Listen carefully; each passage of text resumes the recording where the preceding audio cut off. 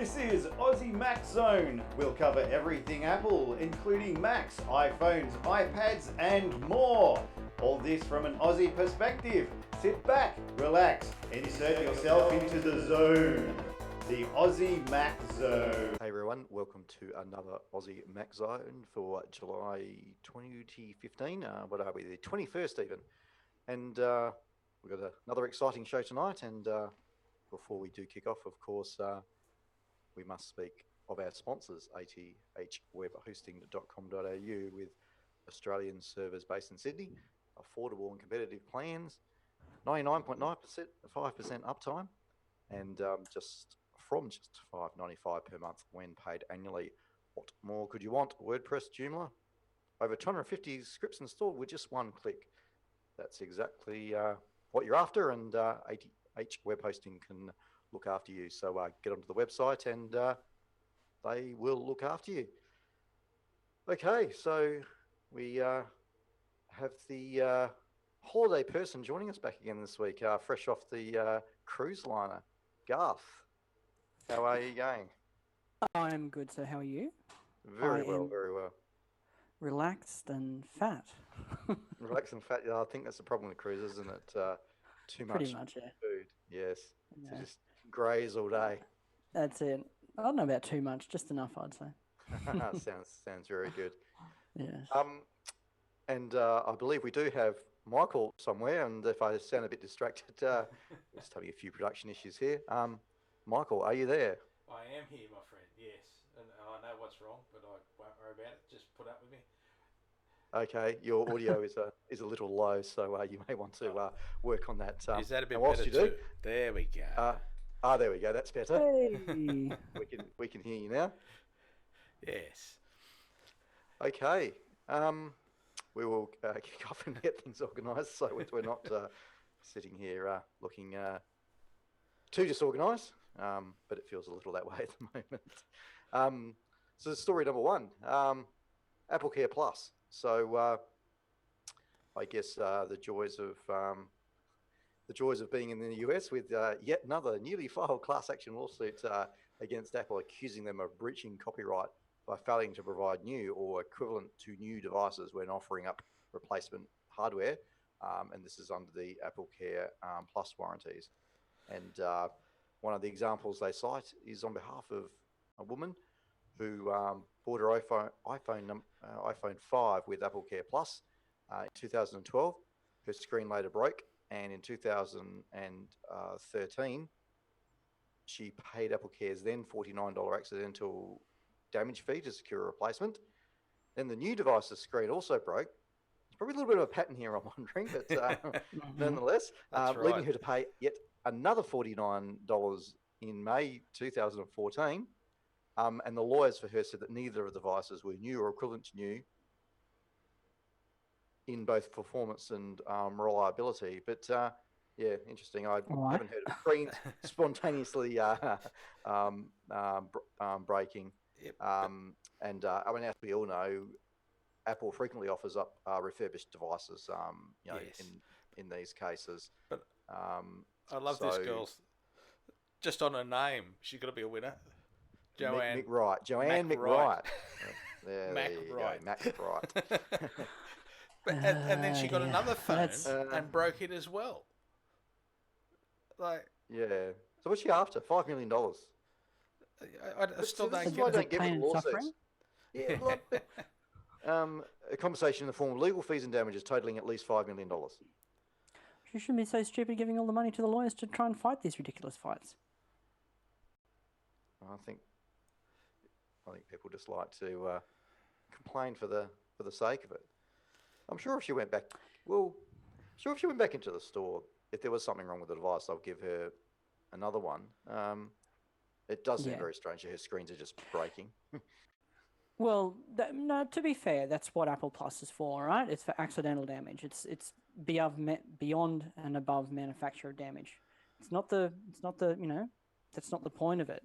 It is to replace your device if you if you break it, and it's purely accidental, as opposed to there's a manufacturing defect.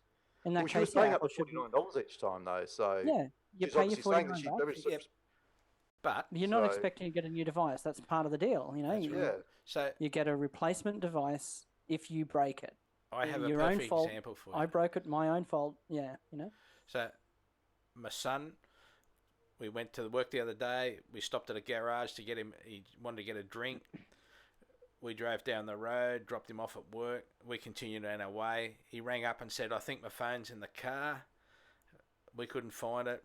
We came back. We used Find My Phone to find it on the driveway of the garage. Been run over. So then we took it back to Apple, and it was fairly damaged, right? And they agreed to replace the phone, and it cost us $369 to swap it out and give us another one. Now I thought that was a bargain, because just to get quote your screen replaced, which Apple still don't really do in Australia, it'd be $269 at a non-Apple place. $260. Well, and look, a new one is going to be what, $900. $900, yeah. So if I go and buy a new Sony TV and put it on the roof of my car and drive off and it falls on the ground and smashes, so if I take that back into the store, Sony are going to charge me a cheaper price for it? Nah. No. So, if it's damaged, yeah, it's accidental. These things happen. It's still, I think, you get looked after fairly well. I mean, as you say, Michael, you're paying a third the price of a new phone. Where in reality, they can say, well, you were negligent. You left your phone on the car or drove over it. We could steal your new phone if you'd like. Yeah, I don't understand what she's complaining about. She got another phone. Like, if she keeps dropping it, how are they defective? Or maybe she's got too much bling or something. No, this is it. They're not saying. She's not saying these are defective devices. That's the point of Apple Care Plus. That's the point of paying for Apple Care Plus. Yeah. It's to pay for basically it's insurance. Yeah, I'll pay an insurance amount so that if it's my fault and I break it, you guys will replace it for a $49 fee. Yeah, she reckons she didn't get something that was equivalent to new. Yeah, that's right. How is it not equivalent to new? She's wanting a brand new. All they have to do is give her an equivalent device, and that's a second-hand iPhone. Her phone wasn't new when she broke it. It was already second-hand. That's right. But she had already used it. So a refurbished device is a completely acceptable replacement for that. Yeah, I agree. But I'd be willing to bet the glass, the home button, even probably the speakers, the back case, were all new. The only thing that wasn't new would have been, even the battery would be new. The only thing is the main logic board inside wouldn't be new. Yep.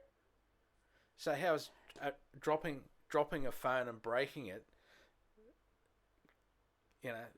not equivalent to new? I don't get what she's going on about. Personally, that's me. No, it's completely ridiculous. Just my only point was to clarify that the fact that it was accidental damage is neither here nor there. It's a stupid claim in any case. Yeah. Just on a related topic, the Apple Watch. I don't know about you guys, but this is the first time I've ever paid for Apple Care Above and Beyond. Yeah. I've always just relied on the normal, statutory insurance that we have, or not insurance, coverage that you get here in Australia. But the Apple Watch, if it's sitting there on your wrist, swinging around on the cruise ship, I smashed it against those railings so many times. It's not funny. You shouldn't have drunk so fine. much, son. But that's why I pay for Apple Care Plus on it. So if I smash it and it's my fault, I can take it in and they replace it for whatever the fee is, $79 or $100 or something, instead of buying a new one for $500. So I guess all will be revealed in the court case, but I don't think they have different qualities or different types of glass. So you are going to get the same as it's in every phone. And to Michael's point, it's probably brand new anyway. That component of it. Exactly. It's not a logic board that's spontaneously combusting. So I guess more to be seen on that one. And so goes the it seems never-ending legal merry-go-round for Apple. I guess it's just a fact of being a successful business that it's a patent troll or a class action lawsuit that's just sitting around the corner. What else we got? Silence Something more everyone exciting. wanting their power. Yeah. Oh, well, that's right. Part of their 100 and whatever billion they're up to now. Yeah, surely you can share a bit with me. I can come up with some pathetic reason for you to do so. That's right. Now, on to something better. Podcasts. So that's a exciting topic and obviously one close to our heart.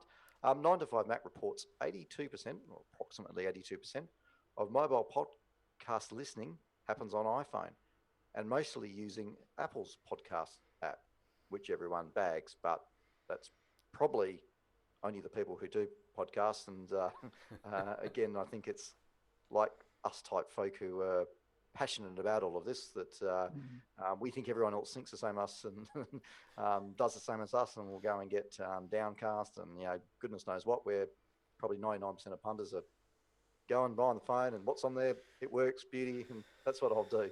So that would seem to hold true here. Yes, mate, I agree about using different apps. I've actually paid for different ones. The Apple one works. Basically, that's why it's successful, I think. And if Android had one that worked properly, I think that side of the world would enjoy themselves a lot more as well. I don't know. It's well, yeah, two different things there. Firstly, I think the fact that everyone, such a huge majority of people are using the podcast app on Apple devices. Talk about that part of it for a minute. I think underlines what we were saying earlier in around the installed apps. You know, the number of people who are using Apple Maps over Google Maps, number of people who will, I think, use Apple Music over Spotify and Pandora and all the other options. It's the one that's there, you know.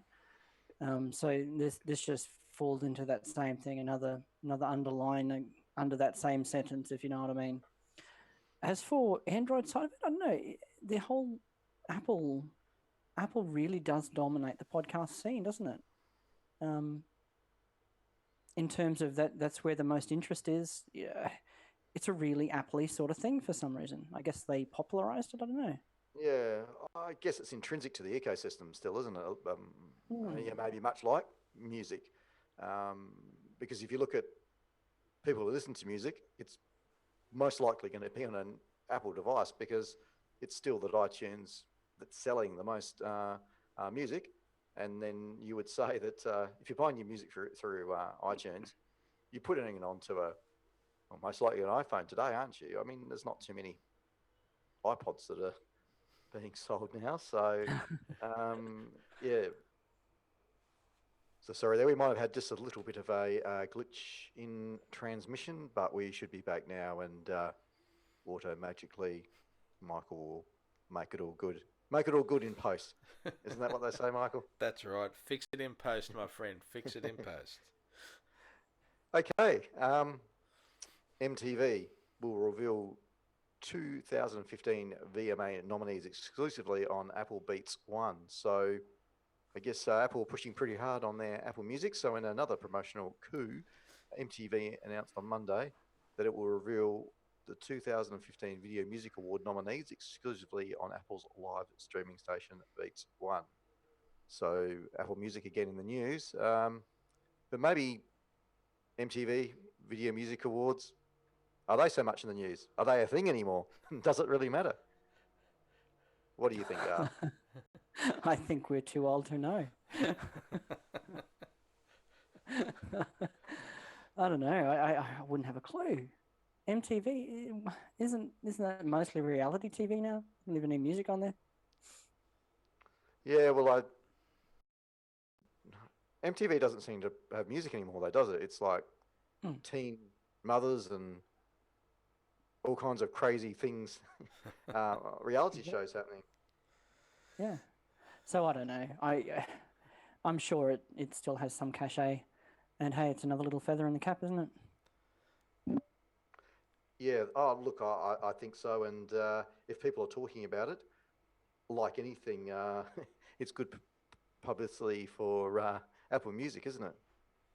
Exactly. Yeah. What do you reckon, Michael?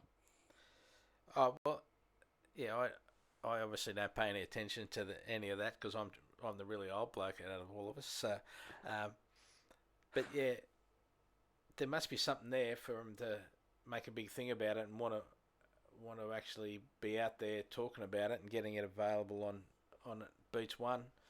So maybe it's to go into their new iPods. That's it. You'll be listening to Apple Music on your new iPods.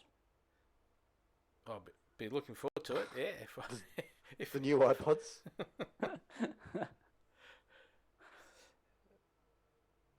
Yeah, well, and I guess go, on go those, for it. I mean, Yeah. are they really new though?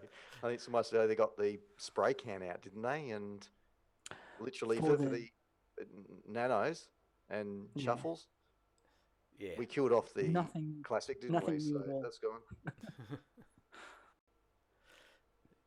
Yeah, go on, Garth, about the. So, what do you think about the touch and stuff? Yeah. Sounds like we've got the huge delay back, but in any case, I'll plow on with the iPod Touch. Obviously, that is new, and we're looking at quite, in terms of iPod Touch, as a really highly spec device for where they normally come in. Okay, iPhone 6 is about to be. Well, it's getting close to end of it being the new iPhone, with one around the corner. But to have basically an iPod Touch, which is a scaled down iPhone 6, is pretty nice. And if you're going to be at all thinking about getting an iPod Touch, now is absolutely the time to jump on one, I reckon. I have no reason to want one or have one, but there's certainly a part that goes, interesting. Yeah. The iPod Touch, I guess, is probably the most interesting out of all of these things now because it's, I guess, a relatively cheap entry into iOS, and I guess for kids where you don't want a phone contract or don't want them to have a phone, there's still a bit of a market there, I would imagine, and also as a test device for iOS programmers. You wouldn't want to.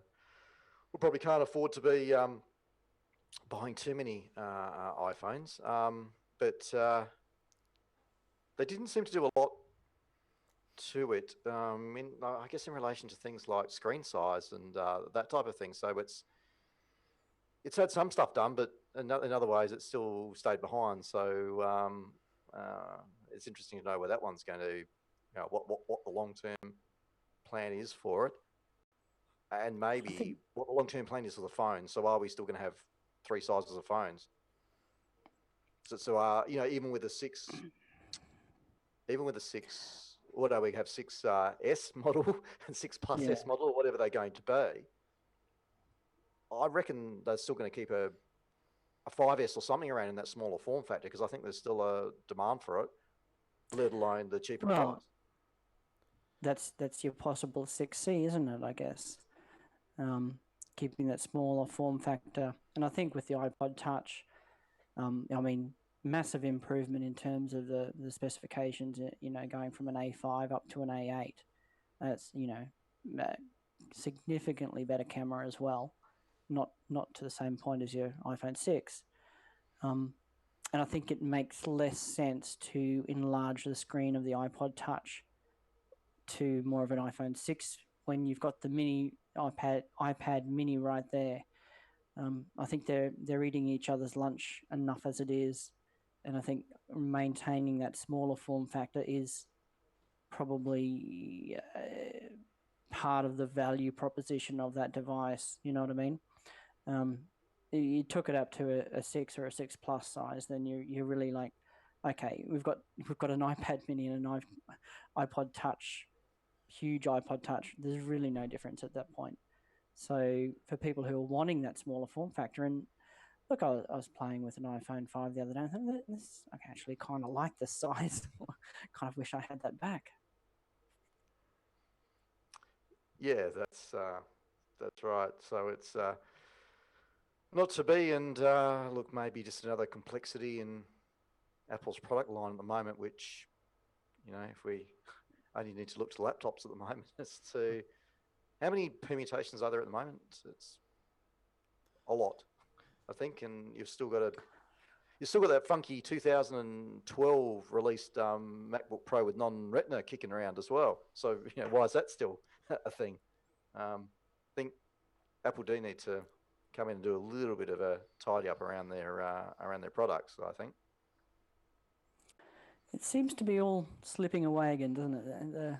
The numbers of SKUs are slowly creeping up and up and up, which is, I think, the first thing that Jobs did when he came back was to crush all those SKUs and okay, let's have a simple product offering here. Well, so, I don't know. It's nice, but yeah.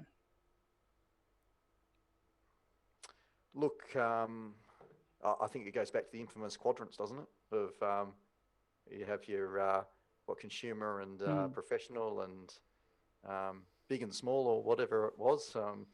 Now we've got, I think, rather than starting with a blank sheet of paper and drawing quadrants, someone's opened up a graph book or something, and it's got lots of quadrants on there, and they're trying to fill them all. To be fair, I don't mind that approach. It means there's more options. Like how annoyed would we have been if, when they introduced the MacBook, this new MacBook with this, single port and the rest of it, if they said, well, okay, that's too close to the Air, so let's just get rid of the Airs. I like the choice, but I'm not sure at what point it becomes a liability for them. Is there that much value in having such a simple lineup? I'm not sure. The scale of manufacturing that they have with the iPhone means that they can have as many SKUs as they like and still be way ahead of most other vendors in terms of being able to scale the manufacturing. You know what I mean? They'd still be making, 10 times as many, even if they had 6 different sizes in there. Where the complexity of choice starts to impact on consumers going, oh, well, I'll throw my hands up and walk away because there's too many choices. I don't think we're at that point yet. But it's interesting to see it slowly creep. Yeah, look, I guess something's going to happen at some stage. It's either going to get cleaned up or we'll just have total confusion over what goes on. But it's been said before, it's very un-Apple-like. It is. So what else have we got happening? It's been all fairly quiet, I think, even on the Apple Music front. Nothing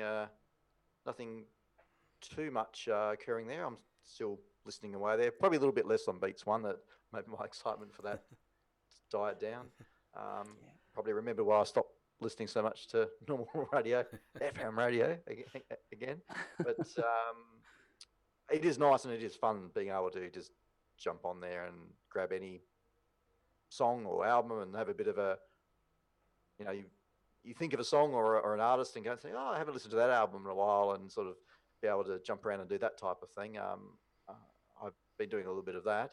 But I guess, what are we now?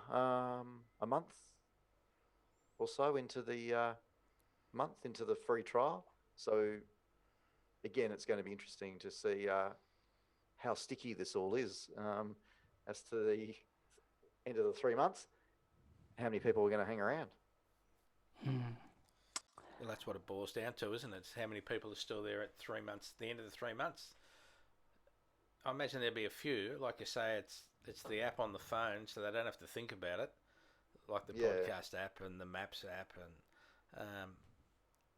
and if everyone's happy sucking down the bandwidth while they're at work listening to it, I think that'll be fine, as long as they feel like they're getting value for their money, or just listen to the free one.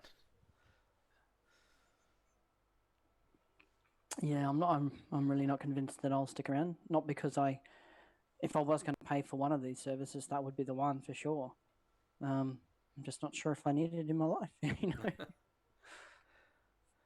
But yeah, I've got customers where I turn off Spotify at their office so that people can't use it. And for obvious reasons. It's just they've only got so much bandwidth, and when you get 30 or 40 people in one small office, with 10 of them listening to different Spotify downloads, it is a drain on the effective bandwidth that they've got. Okay. So that's an actual issue for bandwidth. Yeah, I hadn't really thought about that in the small to medium business sort of space. Yeah. Yeah, and it's we're not definitely not in America where there's a lot more bandwidth available to every little office by comparison. So it is different, yeah. Yeah. Oh, yes, we are different to the US and how that stuff works and is assumed to work. So I think we get forgotten about a little bit in Australia sometimes in how products are designed and released and services and whatnot. And I guess that's what we need to look at. But isn't the NBN going to solve all of that? Is the NBN still Works a for thing? me. I'm very biased. You're one of the 1%ers. And gladly. I deserve it. You ask me, I'll tell you. I'll sell optical NBN to anyone. Except the Liberal Party. Well, we should come and sell it to me, then dig up the street for it. Yeah. But the biggest news at the moment, I think, tomorrow morning our time, which is Apple's earnings report, and see how much money they didn't make compared to you and me.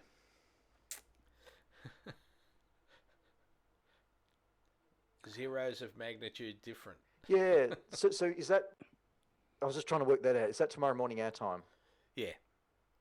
And that is going to be live streamed as well. I did see. Yeah. Oh, really? They're live streaming. That's unusual, isn't it? Oh no, they've been doing. There'll be it for a cash while registers now. Yeah. chinging in the background. They live stream and then podcast it. Yeah. I know you can get the podcast of them. I haven't. Yeah. Okay. They did say they're going to live stream it. There's obviously Yeah. interest around it. I think you could always, or for some time, the conference call number, if you like, was known because Apple would publish it, and if you're an analyst, you would just dial in. It wasn't by exclusive invite. So that was known, and as a member of the public, you could dial in also. Well, you could be a stockholder, right? Buy stock and Exactly right. Obviously, just to listen in, you don't get a chance to have a chat to the guys. But here's me, Tim. Now, Tim, just one question. Yeah, so I guess it's a natural extension there. Was that video, Michael? I didn't really think too much about it, other than it was just going to be a live stream, but it might just be audio. Yeah, I honestly haven't thought about it yet. It's not time for me to get up and watch it yet. So. Tim might be just dialing in from his car on his way home. Siri might be doing it for us. Oh, you never know. So I don't think I've got anything we'll else. have that to look out for tomorrow morning at some horrible hour, I would imagine. Sorry, I'm just having a look here. It looks like listening to audio. 3:30 our time, isn't it? Just having a look. Yeah. Well, I won't be staying up for that one. 3 Or o'clock. getting up for that one. No, 3:30. No, I I think think, we can- isn't it? So Read about those big numbers in the morning. Yeah. They'll be damned if they do, damned if they don't. that's right. Doesn't matter what they say. There'll be analysts who are poo-pooing it and others who are hurrahing it. Yeah. Do you reckon they're going to say anything about watches? No. They won't split it out. Didn't they already say that they had no intention of splitting those numbers out initially? I think so. They're It's interesting wrapping they're them putting up it in with the accessory other section, ancillary devices. So it must be fairly easy to pick. If you can say, all right, accessories last time were 1 million and now they're 30 million. If they're putting it in a we're different not going to see section. any jump like that, are we? But I know the analyst figures seem to be all over the place with the Apple Watch, don't they? With how many are being sold. Miles over the place. Exactly so. right.